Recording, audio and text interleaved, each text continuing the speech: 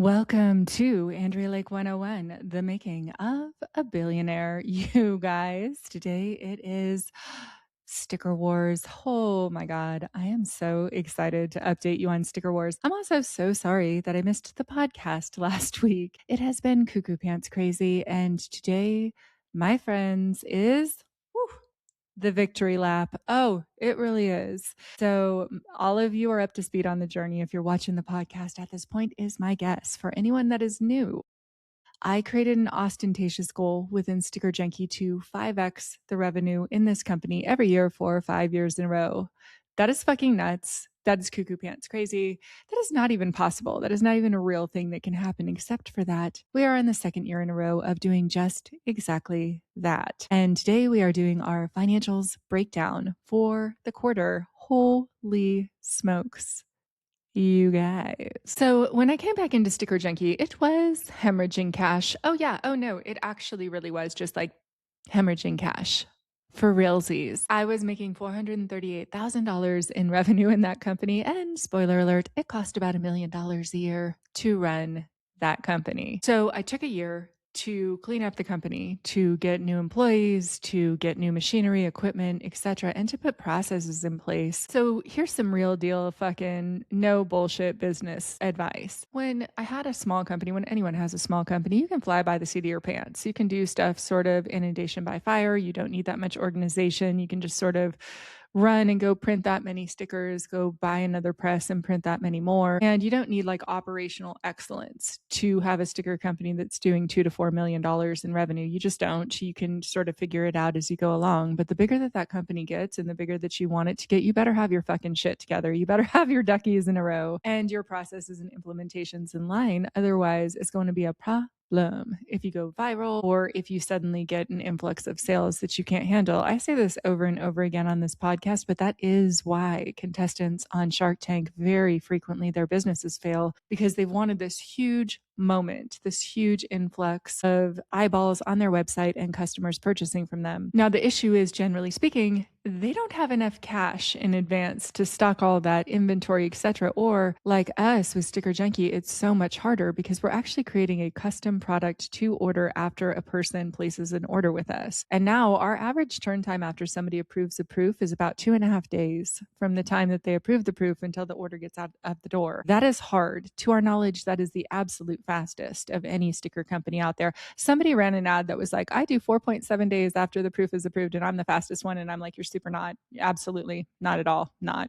That's not the fastest. We are. And, a little competitive. In good nature, in good spirits, very good person that said that, but they are wrong. They're not the fastest. And it took us 2.5 years to nail in that turn time. Now on our website, we still say 3 to 6 days turn time. And that's because we build in a little bit of leeway for ourselves, which you're always going to want to do as a company. But the last basically 2.5 years has been getting our ducks in a row to hit the type of exponential growth that we're reaching right now. That's what it has been. So when I walked back in the door of that company, we were doing $438,000 in annual revenue. That's about $1,200 a day. And in 2025, we did 1.817 million in revenue. Yes, we did. We did a 482% increase in revenue. And that came out to $4,978 a day in 2025. And finally, in this year, in 2026, we hit the exponential rate of growth that I have been reaching for the whole entire time I've been back in this company. We are here. It is secure. It is here to stay. And this is what our month-on-month growth look like in Q1 of 2026. In February, we did $5,983 a day in sales. Then in March, we did $6,695 a day in sales. Oh yeah. Oh, that's $700 more a day. Yes, please. Let's go. And so far in April, we are at $8,466 a day in revenue. This is with no sales promo running. This is just straight what we're getting. We have an amazing sort of word of mouth spreading campaign. We've had some good viral reels. Obviously, I've been doing the podcast and people are actually starting to listen to it on audio, which is really exciting, and follow along with our journey of how the fuck we're doing it. So with our current daily average in April of $8,466 a day, that puts us at $3.1 million in revenue for 2026. That's right. Yes, please, let's go. Except for we are about to hit a bonding curve. For those of you listening on audio only, if you don't know what a bonding curve is, it's that thing that crypto does where it's like going sideways, and all of a sudden it's a big arc up and to the sky. We are hitting rates of exponential growth. Every single month, we're doing $2,000 a day more than we did last month. And this is not through just like one, $30,000 order. This is very consistent orders right in line with exactly what we need. We're onboarding the correct amount of business. We have the right amount of new clients. We are making our clients very, very happy with our private customized back pages. And right now we sell one product. We sell the highest quality weather guarded custom outdoor stickers. That's it. That's all we sell. And we are just about to add holographic and glitter and prism and sticker packs. Oh yeah, real soon. And it is just up and to the right from here. So far this year, every single month of the year has been our best month ever in sales. Yeah. And that is just about to continue because some of the stuff that we're doing that I actually can't talk about yet until it gets released, which will be either at the end of April or the beginning of May, is going to push us into the stratosphere. It's going to cause us to have that hyper spike of sales, that sales that I warn people who are on Shark Tank about, of like, yo, you guys, you got to really be prepared. You got to have your ducks completely in a fucking row. Well, that is even more true when you have a custom product because you're going to have a whole bunch of brand new first time clients and you do not want to disappoint them. And it is incredibly difficult to temper your sales with social media because you can go viral at any time, which is why you'll notice even like on my personal page, I don't think I've posted on my personal Instagram in like a month because we have an incredible amount of revenue right now. And if we were to go viral right now, right this second, we would be able to sort of handle it because we do have ways to like push the pause button on our side, but it would be way better if that happened in 2 weeks from now once we've landed a little bit more equipment. And from there, we'll be able to outpace the purchase of the equipment. Like what's happening right now is we have to save up and then we buy a piece of equipment. It takes a while, etc. But we're just about to the point in the company where that's just not the case anymore. And we can say, okay, here are our sales right now. We intend for them to be 3 times higher in 3 months. And so we need 3 times more equipment. And we'll be able to future pace that out and purchase the equipment in advance because we'll finally stop chasing our tail. I'm just about to come up to the point where I can pay off my short-term credit card debt, and that's going to spike up my credit score, and that is hugely necessary. And for the entrepreneurs watching, like most of you understand PayPal loans and Shopify Capital and Shopify lines of credit. These are short-term loans that are available to entrepreneurs that are calculated strictly based on your revenue. And then as soon as you get a sale, it pulls out a certain percentage of your revenue immediately upon getting a sale. For example, for us, we have a Shopify Capital loan, and the second that we get a sale, it pulls 17% of that sale out to automatically pay back the loan. So basically, it's like getting your profits in advance. That can be expensive money. Shopify has the most reasonable rates that I've seen. PayPal is usurious. It's horrifying how high the interest rate is on PayPal working capital loans. However, I personally have needed them. And then I'm paying this insane amount of interest to get the advanced amount of capital because my credit was trashed with my $2.2 million in debt, as you can imagine. And so we're just coming to the end of that, and I'll be able to pay off 100% of my credit cards. This is a pro tip too. For you guys, I know we're getting a little granular here and a little nitty gritty, but if you are in credit card debt, the very best way that you can pay it off if every single one of your credit cards is maxed is to wait until you have the full entire amount to pay it off. Pay it off all at once. Some companies will reduce your credit limit, but most will not as soon as you pay it off. And then if you can, obviously I'm talking to entrepreneurs who are in a scaling business to where they're using it as a strategy, credit card debt. When I've done this before, my credit score has hugely spiked. It's gone from like 600 to 820 in just about 2 or 3 months if I pay off the debt and if I don't need to immediately reuse it on another credit card. All of a sudden, it shows that I'm a person who has money and that doesn't need access to money. And guess who banks like to give money to? Yeah, to people who don't need money. It's wild. It's a wild system. So as soon as I do that, it will enable us to get like bank loans and lines of credit and things that cost way less money than high interest credit card debt or short-term Shopify Capital, PayPal Capital, QuickBooks Capital, like whatever it is that you're getting a short-term capital loan through. Those interest rates are going to be super high. And It's hard. It's really hard. It's one of the reasons why it's very, very hard for a small business to become a medium-sized business and certainly to become a large business. There's also like all of this weird pressure on social media of like when you're starting a company, if you're talking about money and how much you're paying people, there's so many people that are shaming you for paying $18 or $20 an hour, which is all that I could afford to pay when I started out. And a lot of people hearing this podcast, they don't live in San Diego or in a big city. And so they don't know how very little money, how very not far that $18 an hour goes in California. A living wage in San Diego County is $32 an hour. I would argue it's closer to 34. And that costs a lot. That's going to cost us millions and millions of dollars in payroll to get people at a living wage with benefits. And I've had people argue with me on the internet and be like, but why aren't you paying a living wage right now? And I'm like, bitch, my company right now, just barely baby, just this month got to $8,400 a day to have every single person on my staff at a living wage with benefits, with health care, with the taxes and insurances we have to pay as a company, et cetera, would cost me more than $8,400 a day. That's why. Payroll, spoiler alert, not your only expense. That's why I like to talk about real tactical shit with business here because nobody's teaching people that. And so people just like yell and scream on the internet. And it feels like small businesses take a lot of criticism unnecessarily and a lot of pressure. And that feels intentional to me because private equity is snatching up everything. So on this like whole regrowing the company, what I didn't anticipate is that private equity would very suddenly be very, very, very involved in the sticker and label space. They have taken over most of my competitors have been taken over by private equity as soon as they get to a certain point. And as a matter of fact, most entrepreneurs, what they want is to build a company, grow a company, and then sell that company. That's why private equity owns like 84% of everything. It's because that is the exit plan for the CEO. So in all of this, and especially lately, as we're really starting to hit our metrics, and it is very clear to me that we are going to land well over $10 million in hard revenue this year. My stretch goal is to actually land $22 million in revenue this year. That sounds insane. That sounds super not possible.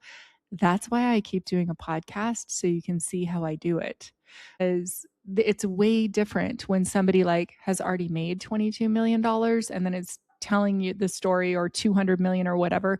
That's usually when people start telling their story, is when they sell it for 100 or 200 million dollars and you don't see the parts where they're crying on the couch and they can't afford to buy a piece of equipment that they really, really need, or when very suddenly, you're at the whim of an insane political regime that just does crazy shit and destroys the economy. And all of a sudden you have to be scaling your business in a truly, truly failing economy, which we are in right now.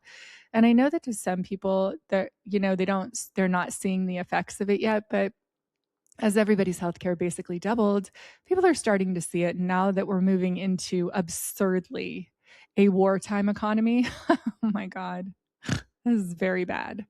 This is very bad for the outlook of the American economy for the average person. In America, the bottom 50% hold less than 2% of the wealth. That is cuckoo pants crazy. That is like French Revolution 1789 level of wealth disparity. So there's gnarly stuff coming. So to just be like a business owner that in the midst of true chaos and a very rapid descent into fascism, which for the first time I'm feeling very hopeful that we're going to sort of pull out of this because it's destroyed the economy so quickly, so badly. And so a lot of people are just like all of a sudden like, whoa, this isn't what we voted for. And I'm like, no, it super is, but cool. Let's vote differently next time, etc. So this is not that podcast.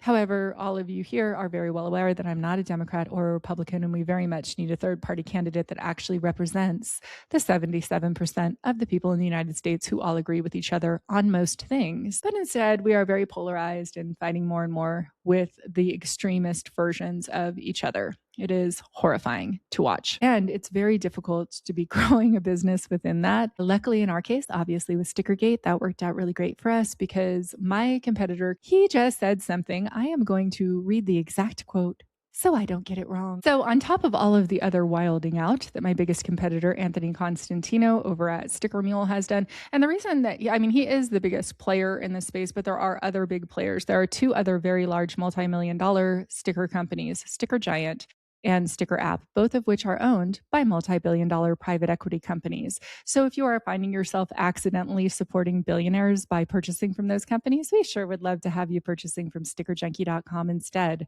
Yes, that's right, we sure would. As a matter of fact, Sticker Giant responded to me on Reddit. That was a very, very bad idea on their part, but we're going to cover that on another podcast. Essentially telling me that they didn't really appreciate me speculating about their internal operations and how they had changed when Sticker Giant got purchased by a multi-billion-dollar private equity company. And I was like, I am very sure that every multi-billion-dollar company wishes that nobody would speculate when a previously beloved company gets purchased by a multi-billion-dollar private equity corporation, and how that's going to shift the relationship with the employees, whether or not the average employee is getting profit participation in the profit of the company, which Sticker Giant did used to do. So at Sticker Junkie, we do run open book financials, and my friend John Fisher started Sticker Giant, and he's one of the very first people. There were several people that talked to me about running open book financials in my books back in like 2014, and he was one of them. And I was so inspired by the way that he ran his financials, by the culture that he had built at Sticker Giant. And to be frank with you,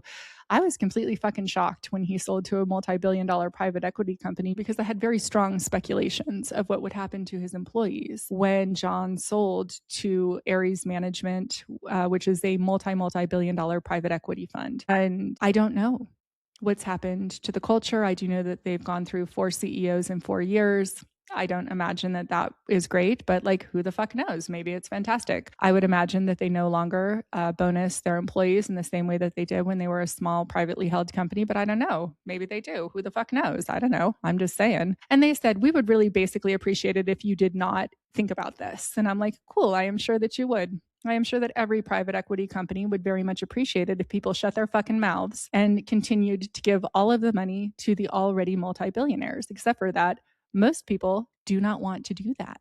Okay.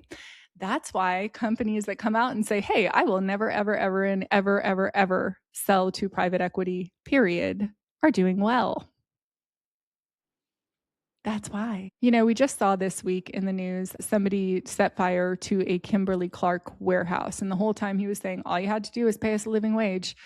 And that is not no bueno. I do not recommend, 0 stars. Not a good idea. Do not set fire to a warehouse at fucking all whatsoever. No, that is a no. That guy's going to go to jail for a very long time, and somebody could have died. However, Nick Hanauer wrote an article many, many years ago that I've referenced a few times on this podcast called The Pitchforks Are Coming. And it's time for an update to that article of The Pitchforks Are Here.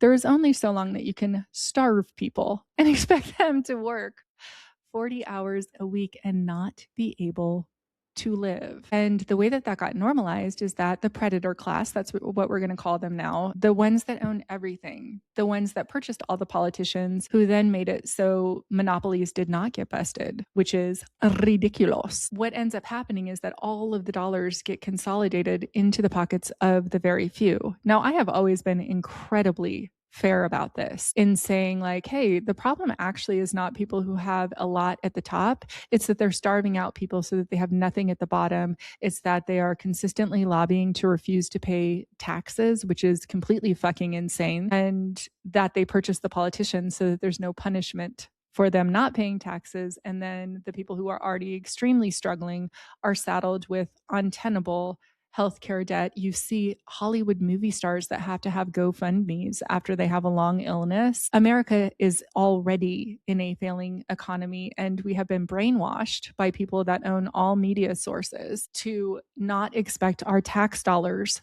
to work for us. And there's very clever, fucking ridiculous arguments that people make. And the problem with social media is it polarizes people who are on one side or a very other extreme side against each other. And a whole bunch of people are trying to convince this 23% of people who are just not operating in logic anymore to change their minds, but they're never changing their minds. The lucky thing is that it's 33% of the people that originally voted for that, and 10% of those are just like, what the fuck? I really didn't think that I voted for this. I really actually just was tricked into voting for the most corrupted regime ever in the history of the United States, where like there's $40 billion to go to farmers, and instead of going to American farmers, that $40 billion went to Argentinian farmers. Follow the money trail on what happened there. Yeah. So the corruption is thoroughly canvassed in other podcasts. I very strongly recommend Heather Cox Richardson. She's a moderate, middle of the road historian who just explains what actually is happening. This is not that podcast, but it's affecting every area of business because now, as soon as you have issues with oil and petroleum and all sorts of different things that are going through the Strait of Hormuz, well, guess what vinyl is made of?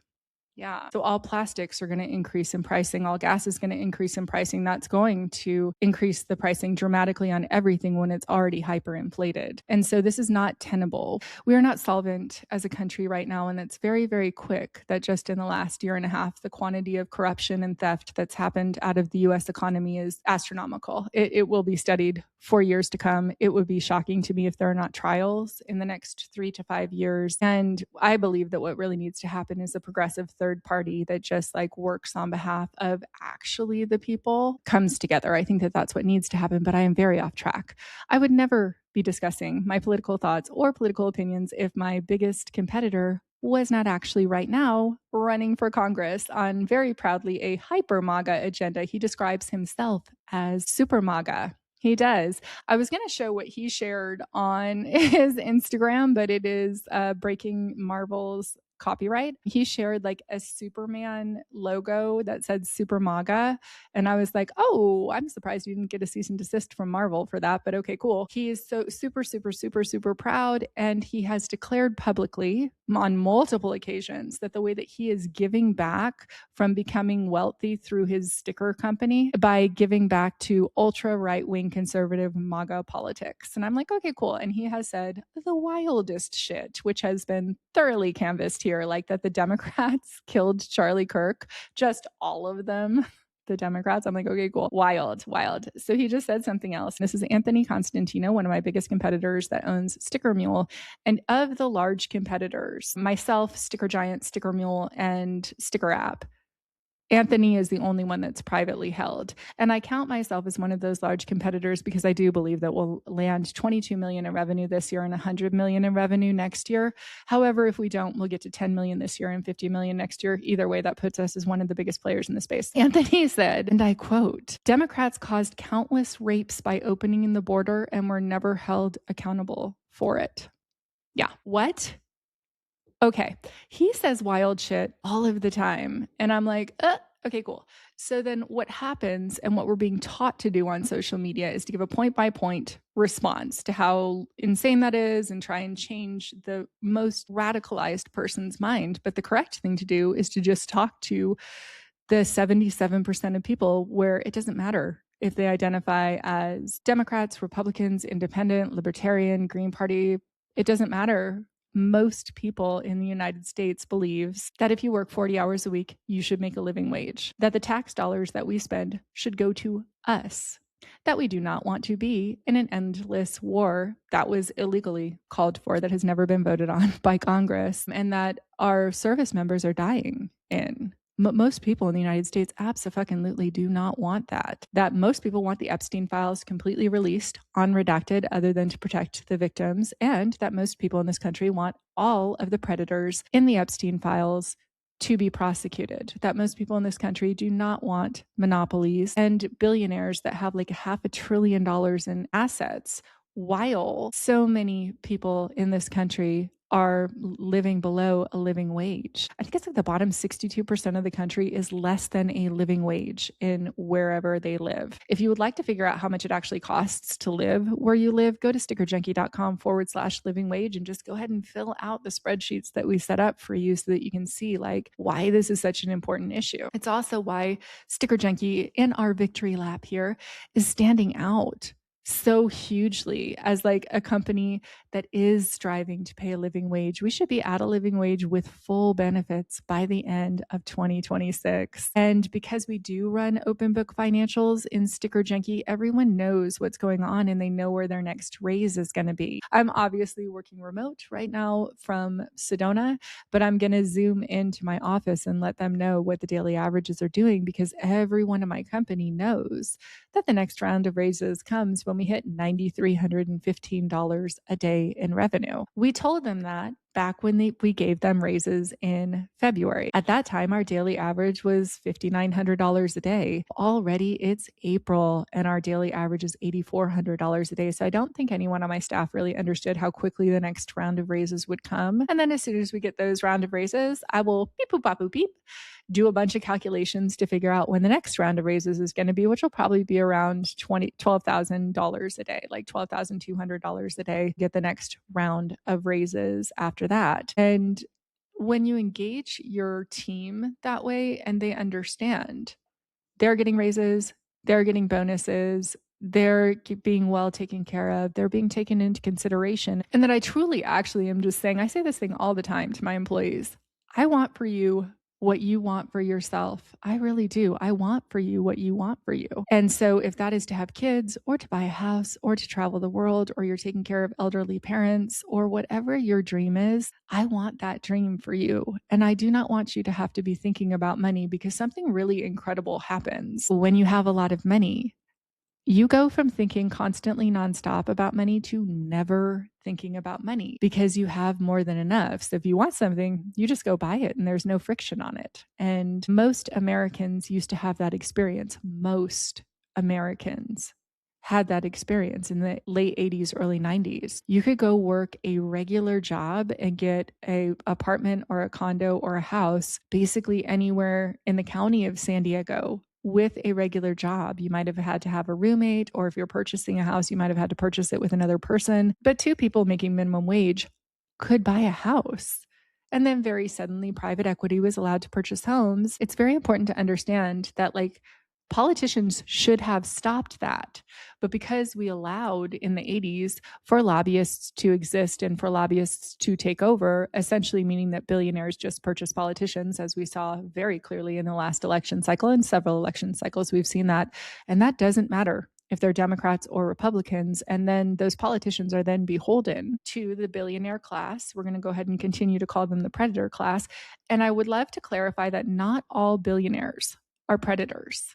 They're just not. I've known very, very wealthy people who are very, very good people. And this podcast itself is called The Making of a Billionaire. Like, why is it called that? Because every industry really is a billion-dollar industry. So in every single industry, whether it's soap or lights or crackers or kettles or coffee makers or stoves or refrigerators, I'm just looking around my house. It doesn't matter what thermoses, billion-dollar industry.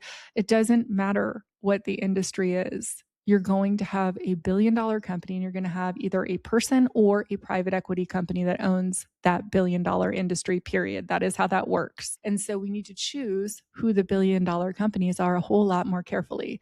I have been thinking a whole lot lately about, like, what is the structure that we're going to put into place to make sure that StickerJunkie never falls into the hands of private equity after I am dead and gone.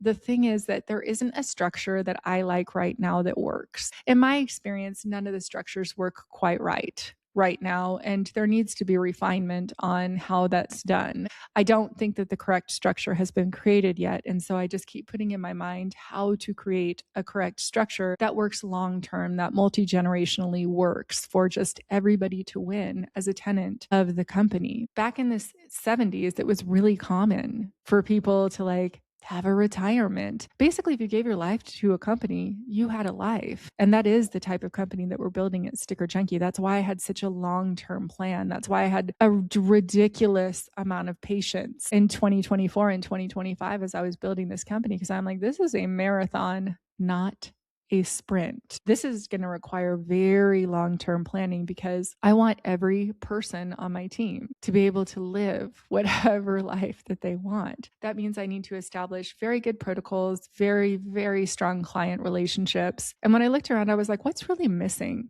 in the sticker space, the $42 billion space of stickers? And I was like, oh, it's a concierge service. It's a service where we are not the cheapest sticker company, nor will we ever even try to be. As soon as we cross the threshold of profitability, we are competitively priced with our competitors, which is insane. It's amazing for us to be competitively priced for a company that's owned by a multi-billion-dollar corporation. That's cuckoo pants crazy. And we pay our people really well, even though we're not quite at a living wage yet. We go between $25 and $32 an hour for the people on our team right now. And I cannot wait until that spread goes from like 32 to 37, and then it will split out from there. But we'll never have more than a 7x spread in StickerJunkie. And it's really fun to me when I'm hearing feedback from people who like listen to the podcast of like, fuck man, that is how it should be. I'm like, yeah, fuck man, that is how it should be. Duh. And then obviously I own StickerJunkie, so I will take big owner draws, thank God, from the profit when it comes. But I also am having profit participation with my employees. Now, we haven't figured out exactly the structure of that yet because, quite fucking frankly, we're not profitable yet. We're still $2.2 million in debt, and I'm just about to take out more debt. So I will be $2.4 million in debt, and that should be the high side of the debt. It should go down from there. But man, oh man, I can't believe the way that like frogs in a boiling pot of water, we had this indoctrination campaign in the 80s of like, greed is good, greed is right.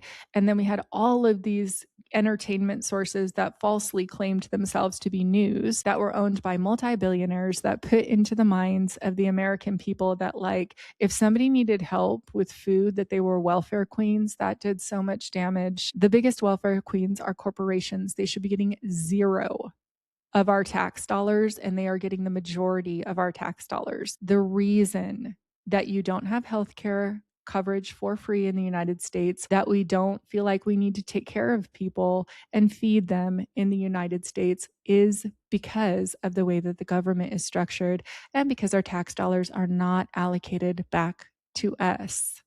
It's nuts. When the big beautiful bill went through Congress, what happened was all of these huge corporations got massive tax breaks, except for that there were no guardrails on that. Like if you're going to give a really big tax break to Amazon or whoever, it doesn't matter which big one it is, there needs to be guardrails on it that say you're going to increase the number of people that you employ. But because there were no rules around these billions and billions and billions and billions and billions and billions of dollars in tax breaks that we absolutely could not afford to give ultra wealthy and ultra wealthy corporations, guess who's paying for that? You and me. Right? And even without asking for it, the more money that my company makes, the more money that my corporation makes, the bigger tax breaks that we're going to get.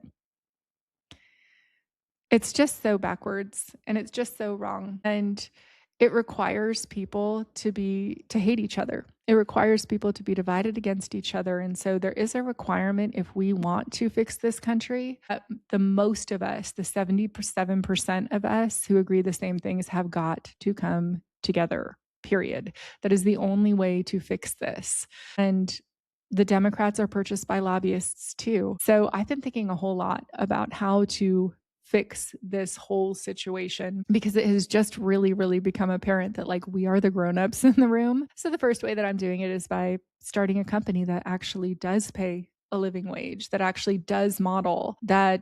It not only does it work, but your company is way more fucking profitable when you have engaged people who are happy. There was just this huge study. I can't remember who did it. I don't know if it was McKinsey or if it was a firm like McKinsey that does studies like this, but it was a study that cost like millions of dollars. And the conclusion of the study was like, oh, if you pay your people well and treat them well and are not punitive when they literally are sick or when their kid actually is sick and you have to go pick them up, like, you guys, why do full grown adults feel like they have to fake a sickness? If you want to take one of your days, take one of your days.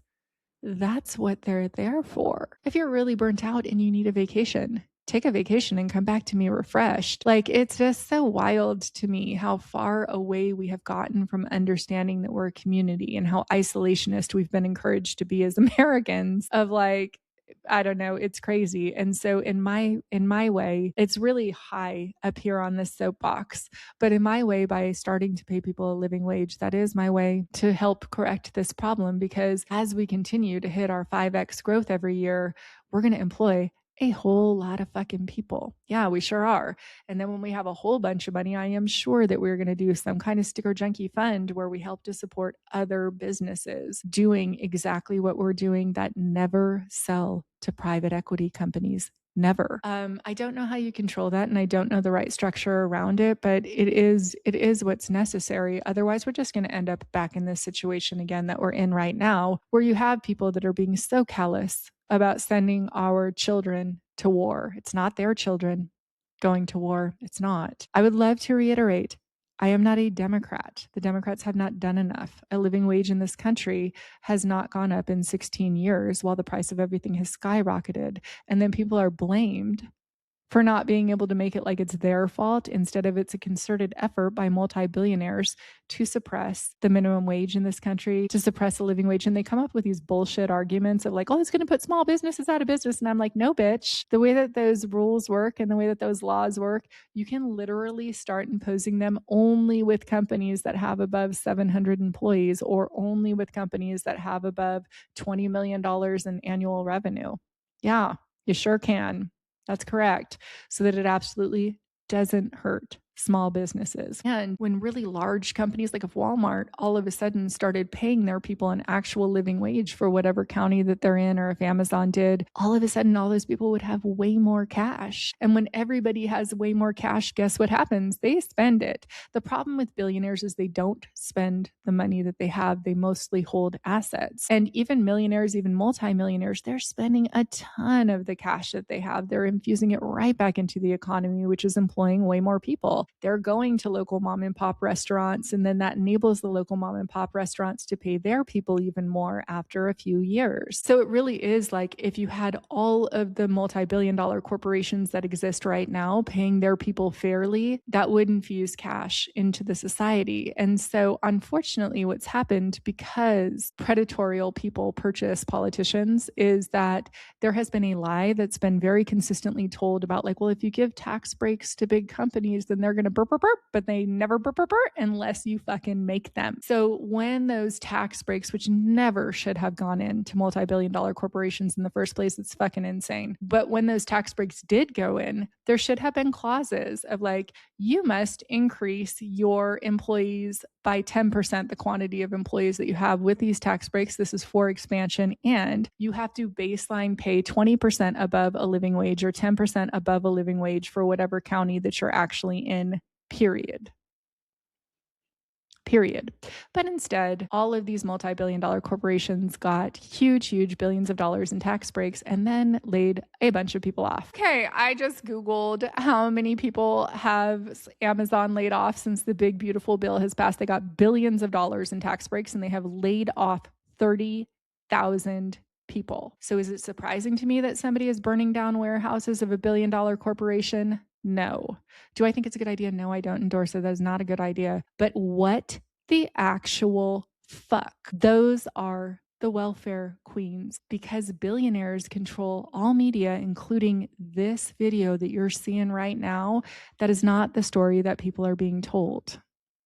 Except for it is the story that most people know. They know that all politicians lie, and they know that all politicians are fucking them over. There are a very few exceptions of very good people in Congress and certainly in local different governments. But as a whole, we have a very corrupted Congress in the United States and a very corrupted regime that is running the United States right now. And you hear the examples of a $220 million commercial or this or that, but we just have to get real people back in office fixing this. And in business, we have to have a class of entrepreneurs like myself who actually really want to pay people a living wage. It shouldn't take some big study to show that if you treat people like fucking human beings, you're going to have a banger company that people love buying from and that people love working for. Jenny at our office, we just had her baby shower at StickerJunkie, is going to be the first StickerJunkie baby. I have the goosebumps everywhere. And we're about to relocate our StickerJunkie offices. So guess what? Guess what that means?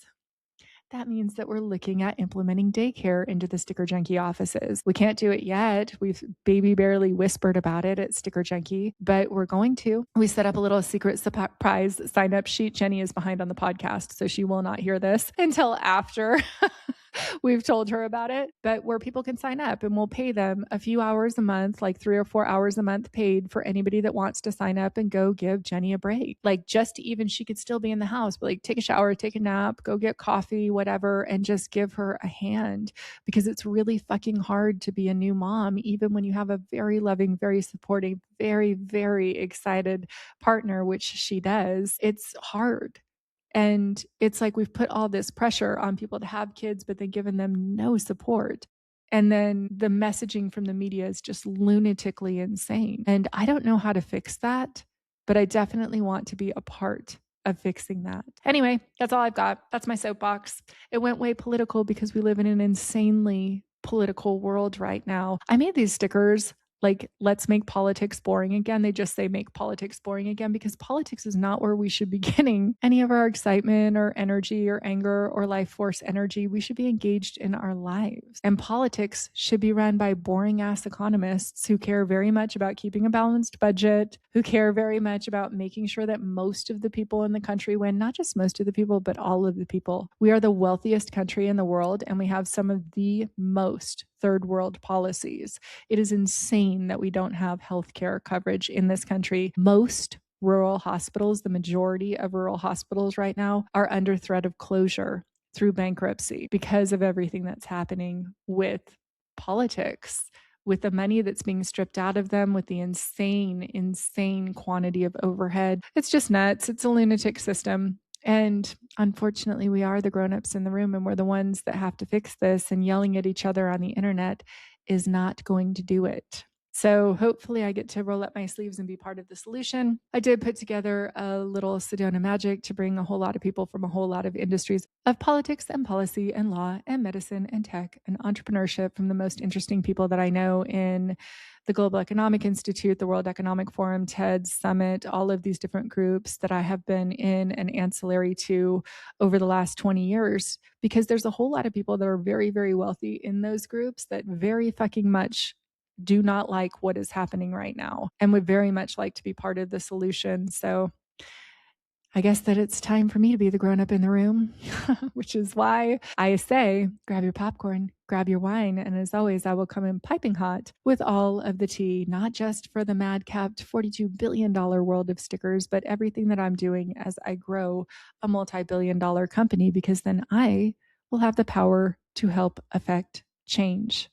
That is why it's incredibly important and why it matters who the billionaires are. As always, if you are shopping, get your stickers from StickerJunkie.com. And if you're an entrepreneur, you fucking need cybersecurity. There's actually different insurances that you actually need to have if you're going to get a payout, if you get like a cyber attack on your website. And in order to get cybersecurity insurance, you have to have cybersecurity training. And we looked around at all of the different companies and we made a deal with Cyberhoot.